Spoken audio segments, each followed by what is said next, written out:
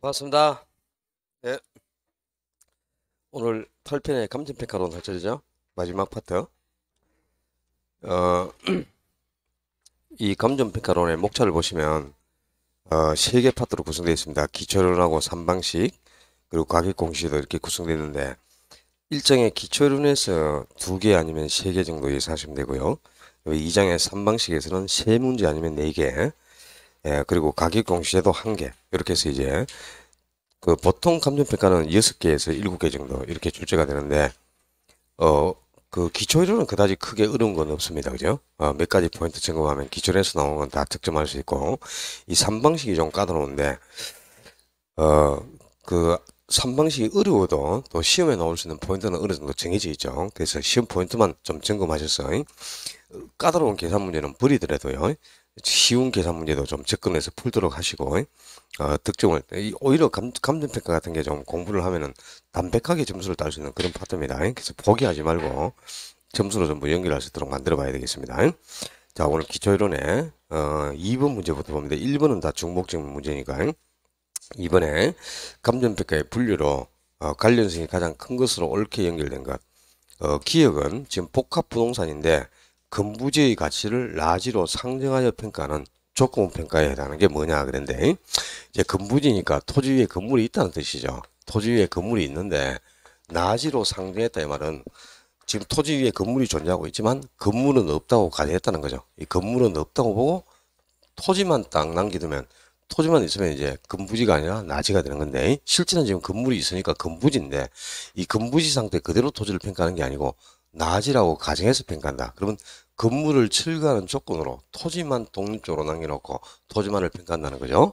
자, 이런 평가를 이제 독립평가, 이 독립평가에 해당하는데 이 독립평가는 이제 건물이 있는 건물지를 건물이 없다고 가정을 해서 그러니까 건물을 철거한다는 전제하에 토지의 가격을 평가한 거니까 건물 철거를 전제로 평가는 조건 평가죠. 조건 평가고 또 건물이 있는 토지니까 낮인데 이게 낮이로 낮이상 건물이 있으니까 건부지인데 건부지 상태 그대로 토지를 평가하는 게 아니고 건물이 없다고 가정했죠. 그러니까 낮이라고 가정해서 토지를 평가하는 겁니다. 그래서 나지 상정평가라고 하는 거죠.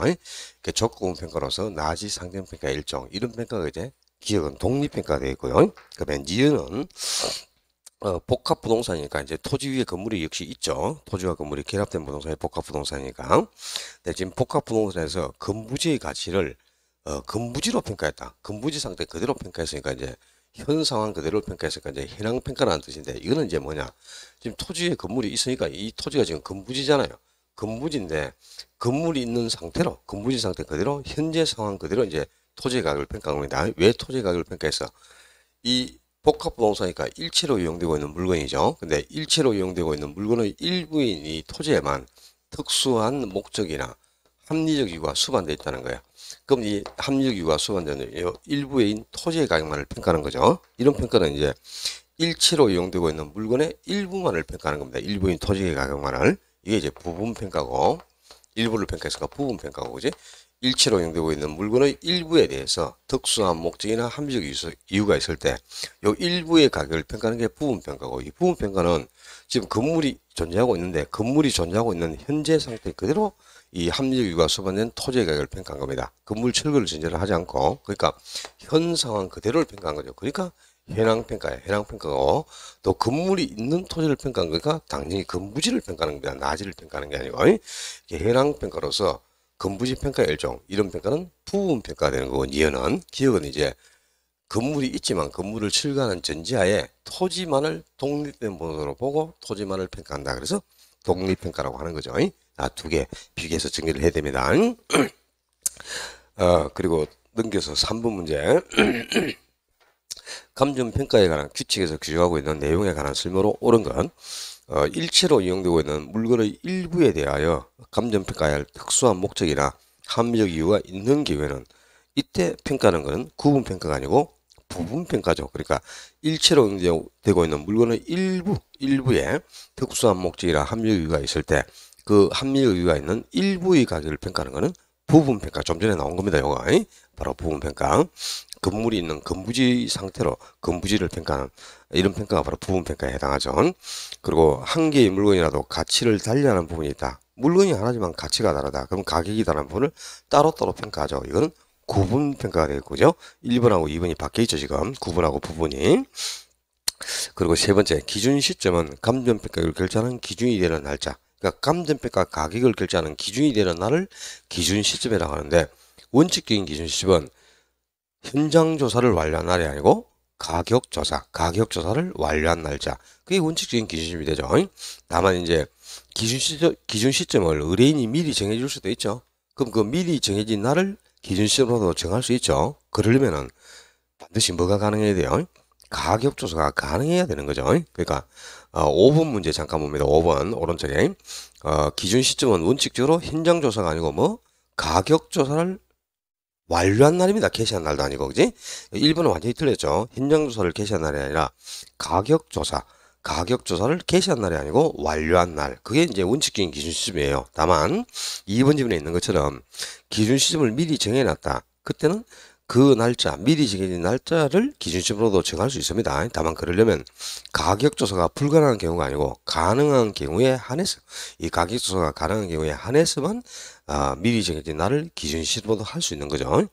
그래서 그 기준시점, 이것도 이제 늘 그냥 나오는 지문이에요. 원칙적인 기준시점은 가격조사를 개시한 날이 아니고 완료한 날입니다. 그리고 다시 이제 3번으로 돌아가서 4번 지문.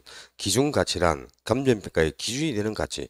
이 감정평가 기준이 되는 가치가 바로 기준가치입니다. 근데 간편규칙 5조에서는 기준가치는 원칙적으로 시장가치를 기준으로 결정한다. 감정평가 가격은 시장가치를 기준으로 결정한다. 이렇게 간편규칙 5조에 규정되어 있죠.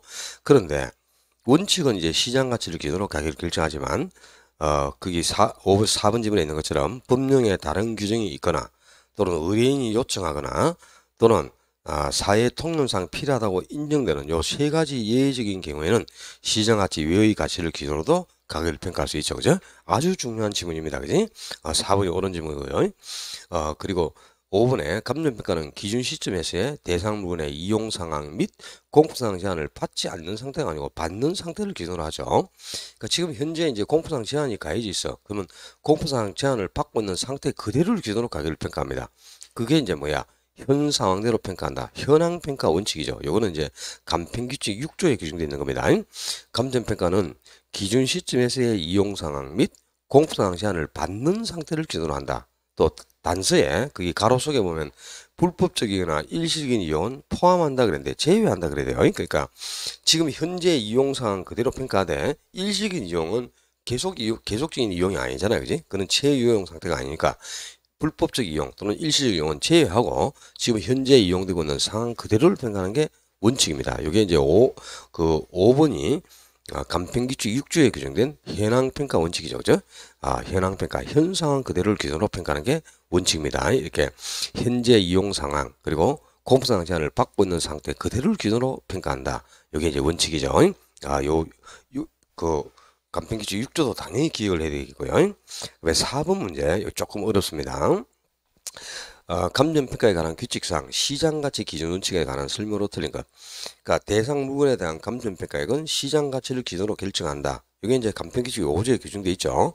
시장가치를 기준으로 가격을 결정한다. 다만 예외적으로 그 1번에 줄쳐 1번에 법령에 다른 규정이 있는 경우 그다음에 또 2번에 그죠? 그다음에 3번에 의뢰인이 요청하는 경우 그다음에 4번에 사회 통념상 필요하다고 인정되는 경우 요 세 가지 예외는 시장가치 외의 가치를 기준으로 평가를 하지 않습니까? 그지? 그렇죠? 그러니까 원칙은 이제 시장가치를 기준으로 가격을 평가해야 돼. 다만 요 2번, 3번 사항에 있는 세 가지 예외, 법령에 다른 규정이 있거나 또 의뢰인이 요청하거나 또 사회 통념상 필요하다고 인정한다. 요 세 가지 경우에는 시장가치 이외의 가치를 기준으로 가격을 평가하지 않습니까? 다만 이 세 가지를 이제 시장가치 외의 가치를 기준으로 평가를 하는데 그 시장가치 외의 가치를 기준으로 평가를 할 때는 2번, 3번, 4번 지문에 공통적으로 요 말이 들어가 있죠. 해당 시장가치 이외의 성격과 특징 그리고 합리성 및 적법성을 검토해야 한다 이렇게 돼 있잖아. 그지? 그러니까 지금 봐. 원칙은 이제 간편규칙에서 원칙은 감정평가 가격은 시장가치를 기준으로 가격을 평가하라. 시장가치 기준 원칙이 천명돼 있어요. 다만 이제 예외적으로 시장가치가 아니고 시장가치 외의 가치를 기준으로 평가하는 예외적인 경우가 세 가지가 있단 말이야. 그지? 그 세 가지 예외가 뭐야? 첫째, 법령에 다른 규정이 있을 때, 그다음에 두 번째, 의뢰인이 요청할 때, 그리고 세 번째, 사회 통념상 필요하다고 인정될 때, 이렇게 세 가지 경우에만, 세 가지 예외적인 경우에만 시장가치 외의 가치를 기준으로 평가하죠. 그럼 시장가치 외의 가치를 기준으로 평가할 때는 가장 시장가치 이외의 가치를 기준으로 평가하는 이유가 있겠죠. 그 적법성이나 적법성, 또 합리성 이런 걸 반드시 검토해야 한다 이 말이야. 이런 걸 검토하라 그랬는데, 다만 여기서 또 단서가 예외가 또 있어요. 이렇게 법령에 다른 규정이 있거나 의뢰인이 요청하거나 사회통상 필요하다고 인정될 때는 시장가치 이외의 가치를 기준으로 평가하잖아요. 그때는 왜 시장가치 이외의 가치를 기준으로 평가하는지, 그 시장가치 이외의 가치의 성격이라든가 특성 이런 것도 기재를 해야 되고, 또 적법성이나 합리성을 반드시 검토를 해야 돼. 그런데 이 중에 요 법령에 다른 규정이 있을 때, 이때는 요 합리성이나 적법성 검토를 생략할 수 있다. 이면 생략할 수 있다. 요게 이제 초점이에요. 자, 어렵죠. 그러니까. 자, 봐라. 그러니까 지금 2번 그 4번 문제는 그죠? 시장 가치를 기준으로 가격을 평가해야 되죠. 근데 2번에 법령에 다른 규정이 있다. 또 3번에 의뢰인이 요청한다. 또 4번에 사회통상 필요하다고 인정한다. 이때는 시장가치 외의 기준으로 가치를 평가하잖아요. 근데 시장가치 외의 가치를 기준으로 평가할 때는 시장가치 이외의 성격과 또 특징, 그리고 합리성, 적법성 이걸 검토를 해야 되거든. 그런데 2번 항에 있는 법령에 다른 규정이 있을 경우 이때는 이 검토를 생략할 수 있다 이 말입니다. 이게 이제 예외적인 조항이죠. 그러니까 지금 3번하고 4번처럼 의뢰인이 요청하거나 사회통상 필요하다고 인정할 때는 반드시 적법성이나 합리성을 검토해야 합니다. 이건 의무사항이에요. 검토하여야 한다. 이게 의무인데, 그 2번에 있는 법령에 다른 규정이 있는 경우에는 이 합리성이나 적법성 검토를 생략할 수 있다 이 말입니다. 그래서 이제 2번 지문이 틀리는 거죠. 이때는 생략이 가능하니까 의무사항은 아니다 이 말이지. 그래서 2번은 틀렸고, 그리고 이제 5번 지문에 시장가치 외의 가치를 기준으로 그 감정평가를 할 때는 감정평가의 합리성이나 적법성이 결여되었다. 요걸 이제 검토하라 그랬죠. 합리성이나 적법성을. 근데 이 적법성이나 합리성이 결여되어 있다. 이렇게 판단할 때는 의뢰를 거부하거나 수임을 철회할 수 있다면 감정평가를 안 해줄 수도 있다는 거죠. 여기까지가 간평규칙 5조에 명시되어 있는데, 오른쪽 페이지에 해설을 잠깐 봅니다. 그 해설에 박스 속을 봐요. 간평규칙 5조를 보면은 5조 1항에 대상 물건에 대한 감정평가는 시장가치를 기준으로 결정한다.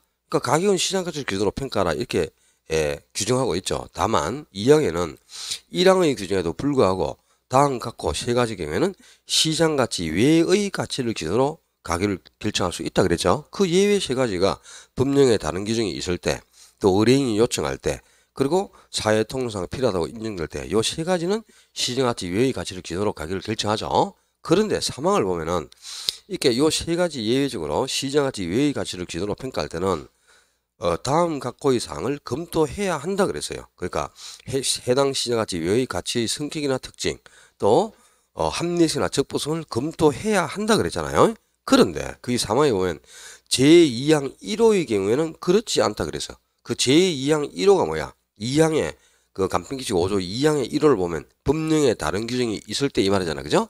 이렇게 법령에 다른 규정이 있을 때는 합리성이나 적법성 검토를 하지 않을 수 있다 이 말이죠. 그렇지 않다는 말이.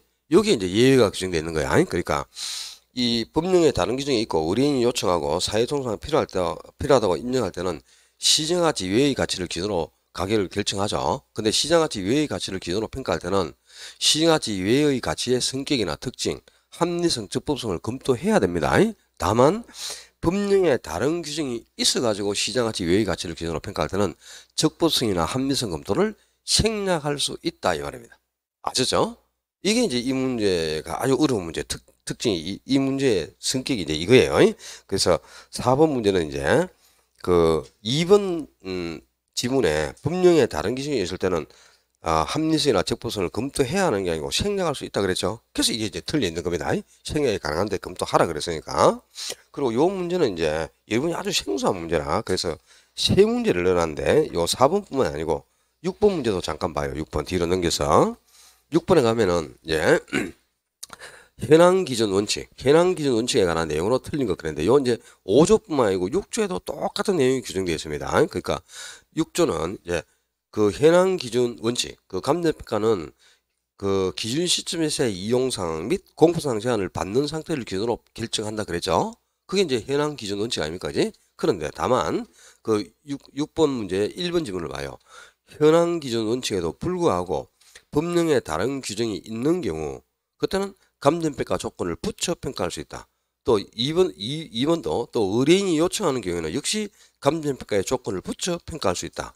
그리고 3번에 역시 또 그 사회 통상 필요하다고 인정되는 경우에는 역시 감정평가 조건을 붙여 감정평가를 할 수 있다 이 말입니다.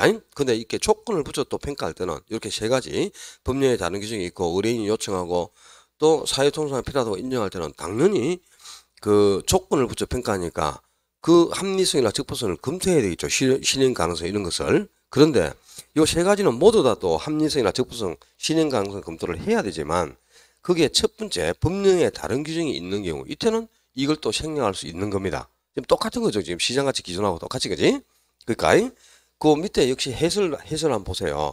간평기준 6조는 1항에 보면 감정평가는 기준 시점에서의 대상물의 이용 상황 및 공포상 제한을 받는 상태를 기준으로 한다. 이게 바로 현 상황대로 평가라 현황 기준 원칙 아닙니까? 그지? 다만 그 2항에 보면 이렇게 세 가지 예외 법령에 다른 규정이 있을 때 의뢰인이 요청할 때 사회 통상 필요하다고 인정되는 경우에는 감정평가 조건을 붙여 평가할 수 있다 그랬어요. 조건을 붙여서 평가할 수 있단 말이야. 요 세 가지 예외는. 그런데 사망을 보면은 이렇게 조건을 붙여 평가할 때는 합리성이나 적법성, 실행 가능성을 검토해야 돼. 검토해야 되지만 다만 2항 1호가 뭡니까? 법령에 다른 규정이 있는 경우 아닙니까? 이때는 그 합리성이나 적법성 검토를 생략할 수 있다 이 말입니다. 이게 이제 이 문제의 특징이야. 그러니까 지금 4번 문제나 6번 문제나 똑같은 문제인데 봐. 자, 이 간평기칙 5조에서는 시장 가치를 기준으로 결정하라. 그다음에 6조에서는 그지? 6조에서는 현 상황대로 평가라. 현황 기준 원칙. 이 두 가지가 전명돼 있잖아요. 근데 시장 가치를 기준으로 결정하는 게 원칙이지만 요 세 가지 예외 법령에 다른 규정이 있고 의뢰인의 요청이 있고 사회통상 필요하다고 인정될 때는 시장 가치 외의 가치를 기준으로 평가할 수 있죠. 근데 이 시장 가치 외의 가치를 기준으로 평가할 때는 적법성이나 합리성을 검토해야 합니다. 그런데 요 1번 조항에 법령에 다른 규정이 있어가지고 시장가치 외의 가치를 기준으로 평가할 때는 적법성이나 합리성 검토를 생략할 수 있다 이 말입니다. 아셨어요? 그 다음에 또 6조에서 감정평가 가격은 기준 시점에서의 이용상황 및 공포상황 제한을 받고 있는 상태 그대로 현 상황대로 현황평가 기준으로 평가를 하라. 이게 원칙이에요. 다만 현 상황대로 평가하되 법령에 다른 규정이 있거나 의뢰인이 요청하거나 사회통상 필요하다고 인정되는 요 세 가지 경우에는 조건을 감정평가 조건을 붙여 평가한다 이 말이야. 조건을 붙여서 평가가 가능하다 이 말이야. 조건을 붙여서 평가할 수 있어요. 평가할 수 있는데 다만 이렇게 조건을 붙여 평가를 할 때는 또 적법성이나 합리성, 실행 가능성을 검토해야 한다 이 말이야. 검토해야 되는데 다만 요 예외 법령에 다른 규정이 있어가지고 조건을 붙여서 평가할 때는 적법성이나 합리성 검토를 생략할 수 있다 이 말입니다. 그지? 그러니까 시장 가치를 기준으로 평가할 때든 현황 평가 기준으로 평가할 때든 다 이제 원칙은 시장 가치 기준, 현황 평가 기준인데 요 세 가지는 예외적으로 시장 가치 외의 가치를 기준으로 평가하고 또 조건을 붙여서 조건부 평가를 할 수 있잖아요. 현황 평가는 현 상황 그대로 평가하는 거죠. 근데 조건부 평가는 조건을 붙여 평가하는 거니까 현황 평가가 정반대되는 경우 아닙니까? 그지? 그러니까 원칙은 현 상태대로 현황 평가를 해야 되지만 요 세 가지 예외는 조건부 평가가 가능하다 이 말이야. 근데 조건부 평가를 할 때는 적법성이나 합리성, 실행 가능성 이런 걸 검토를 해야 돼. 검토를 해야 되는데 다만 요 예외 법령에 다른 규정이 있어서 조건부 평가를 할 때는 이 검토를 생략할 수 있다 이 말입니다. 아셨어요? 또 시장가치 외의 가치를 기준으로 평가할 때도 법령에 다른 규정이 있어서 시장가치 외의 가치를 기준으로 평가할 때는 적법성이나 합리성 검토를 생략할 수 있다 이런 뜻입니다. 법령에 규정이 되어 있기 때문이죠. 당연히 그지? 그러니까 의뢰인이 요청하거나 사회통상 필요하다고 인정되는 경우에는 생략을 못해요. 반드시 적법성이나 합리성을 검토해야 됩니다. 근데 법령에 규정이 있어서 시장가치 외의 가치를 기준으로 평가하거나 또는 조건부 평가할 때는 이 적법성이나 합리성 검토를 생략할 수 있다는 거지. 왜? 법에 규정이 되어 있기 때문이다 이 말이야. 알았어요? 의미인지. 그러니까 4번 문제하고 6번 문제는 똑같은 문제입니다. 또 10번 문제도 잠깐 봐. 뒤로 넘겨서 10번에 역시 지금 6번 문제하고 똑같은 거예요. 감정평가 기초상 현황 기준 원칙에 대한 내용으로 옳지 않은 거. 그러니까 그 2번 지문에 현황 기준 원칙인데 다만 현황 기준 원칙에도 불구하고 법령에 다른 규정이 있을 때 그때는 감정평가 조건을 붙여 평가할 수 있다. 즉 현황 평가가 원칙이지만 법령에 다른 규정이 있으면 조건 평가가 가능하다 이 말이잖아. 그지? 또 3번에도 현황 기준 원칙에도 불구하고 사회 통상 필요하다고 인정돼. 그때도 역시 조건 평가가 가능해. 그리고 또 그 5번 지문에 현황 기준 원칙이지만 현황 평가 원칙이지만 은행이 요청해. 그러면 역시 감정평가 조건을 붙여서 조건 평가가 가능하다 이 말이에요. 이 세 가지 예외는. 근데 이렇게 조건 평가를 할 때는 적법성이나 합리성, 실행 가능성을 검토해야 되죠. 그걸 검토해야 된단 말이야. 그걸 검토해야 되는데 다만 4번 지문에 사회 통념상 필요하다고 인정되어 조건 평가를 할 때는 이 검토를 생략할 수 있다. 틀렸어요. 이 사회 통념상 필요하다고 인정되거나 의뢰인이 요청할 때는 이걸 생략할 수 없어. 법령에 다른 규정이 있는 경우에만 검토를 생략할 수 있는 겁니다. 그러니까 지금 4번 지문은 그 사회 통념상 필요하다고 인정돼서 조건 평가를 할 때가 아니고 감정평가 목적에 비추어 법령에 다른 규정이 있는 경우 법령에 다른 규정이 있는 경우 감정평가 조건을 붙여 평가할 때는 이 검토를 생략할 수 있다 이렇게 되는 거예요. 아셨습니까? 그러니까 요 법령에 다른 규정이 있을 때만 이 검토를 생략할 수 있는 거지 의뢰인이 요청하거나 사회손상 필요하다고 인정돼서 조건 평가를 할 때는 생략을 못한다 이 말이야. 아셨어요? 또 시장가치 외의 가치를 기준으로 평가할 때도 요 세 가지는 시장가치 외의 가치를 기준으로 평가하잖아요. 그지? 뭐 시장가치가 아닌 담보가치라든가 과세가치라든가 뭐 여러 가지 보험가치라든가 다른 가치를 기준으로 평가할 수 있습니다. 요 세 가지 예외는. 그런데 이 예외적으로 시장가치 외의 가치를 기준으로 평가할 때도 적법성이나 합리성을 검토해야 돼. 다만 법령에 다른 규정이 있어가지고 시장가치 외의 가치를 기준으로 평가할 때는 법령에 규정이 있기 때문에 이 합리성이나 적법성 검토를 생략할 수 있다 이렇게 되는 거예요. 알겠어 이제? 어렵죠 이게? 상당히 어렵습니다. 그러니까 4번 문제하고 6번 문제하고 10번 문제가 똑같은 문제거든요. 똑같은 문제인데 법령에 다른 규정이 있는 경우에만 이 합리성이나 적법성 검토를 생략할 수 있다. 요거는 이제 참고로 한 개 알아두라 이런 뜻이다. 다시 앞으로 가서 5번 문제 갑니다. 5번 5번에 옳은 걸 찾는 건데 1번 2번 지문은 설명을 드렸고 3번에 재조달 원가는 신축 시점에서의 대상물을 신축하는 데 소요된 비용이 아니고 무슨 시점? 기준 시점이에요. 그러니까 재조달 원가가 건물을 똑같이 신축하는 데 소요된 비용 그걸 이제 재조달 원가를 하는데 이게 언제 시점에 신축을 하느냐? 기준 시점이다 이 말이다. 신축 시점이라든가 건축 시점 또 뭐 현재 시점 뭐 이런 용어 쓰면 절대 안 돼. 기준 시점 외에 다른 용어가 들어가면 다 틀린 지문이 됩니다. 기준 시점에서 신축하는데 타지 물건을 신축하는데 소요된 총 비용을 재조달 원가라 하고 그리고 4번의 비교 방식에서 시점 수정은 거래 시점의 가격을 현재 시점으로 수정한 작업이 아니고 역시 이것도 기준 시점으로 수정한 거죠. 지금 거래를 1년 전에 했는데 기준 시점은 지금 가격을 평가하고자 하는 시점이 지금 2022년 8월이란 말이야. 근데 1년 전의 가격이 지금까지 똑같을 수가 없으니까 1년 전에 거래 시점에 거래를 하지 않고 지금 가격을 평가는 기준 시점에 거래를 했다면 이 가격이 얼마 정도 되겠느냐 하고 요 거래 시점에 거래된 가격을 기준 시점의 가격으로 전환해 주는 작업을 시점 수정하는 거죠. 여기도 그 기준 시점이라 그래야지 뭐 현재 시점이라든가 뭐 다른 용어가 들어가면 다 틀린 지문이 됩니다. 그리고 그 5번 지문이 옳은 지문이죠. 기준 시점이 중수이 되는 이유 그게 바로 가격이 계속 변하기 때문에 이 변동의 원칙이 기준 시점을 확정하는 근거가 되고 또 시점 수정을 하는 근거 이 시점 수정이 필요한 근거가 바로 가격이 변한다는 변동의 원칙 때문이죠. 그지? 기준 시점을 확정하는 근거 시점 수정이 필요한 근거가 변동의 원칙이다. 알아두고 계셔야 되겠죠.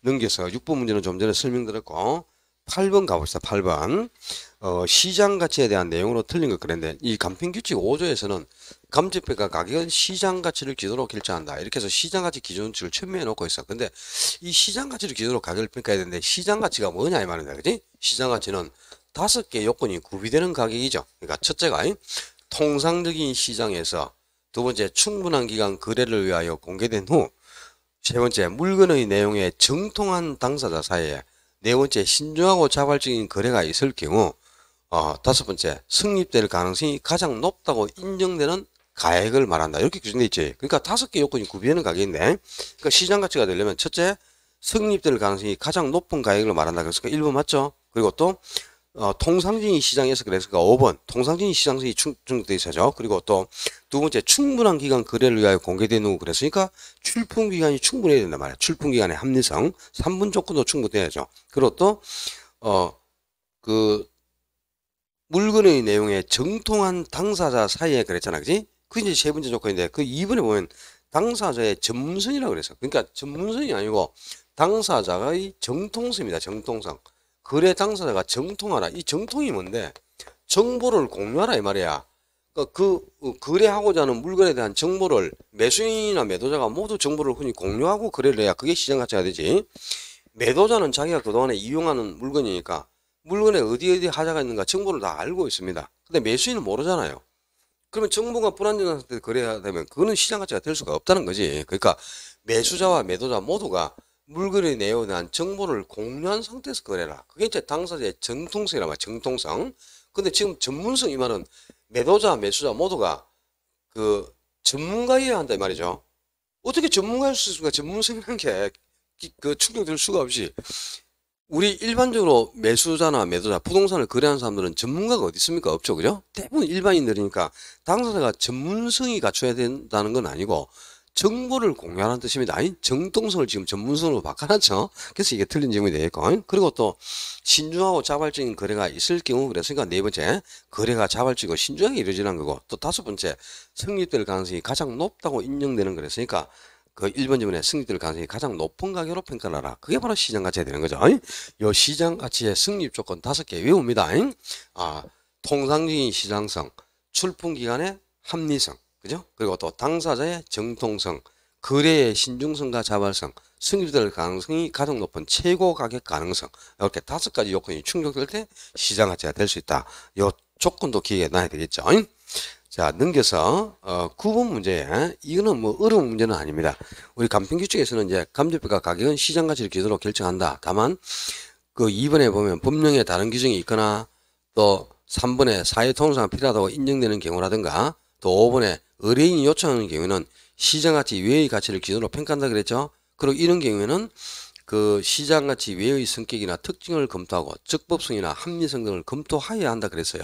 다만 법령에 다른 규정이 있어서 시장 가치 외의 가치를 기준으로 평가할 때는 적법성이나 합리성 검토를 생략할 수 있다 그랬죠. 이제 여기까지 딱 정리해두면 아주 좋습니다. 그리고 이제 시장 가치란 그 4번 지문에 시장 가치 개념이 나와 있는데 시장 가치는 대상 물건이 통상적인 시장에서 충분한 기간 방매된 후 매수인에 의해 제시한 것 중 가장 높은 가격을 말한다. 이 논술 하면 교도소 잡혀갑니다. 그러니까 시장 가치는 5가지 요건이 구비되는 가격이라고 그랬잖아요.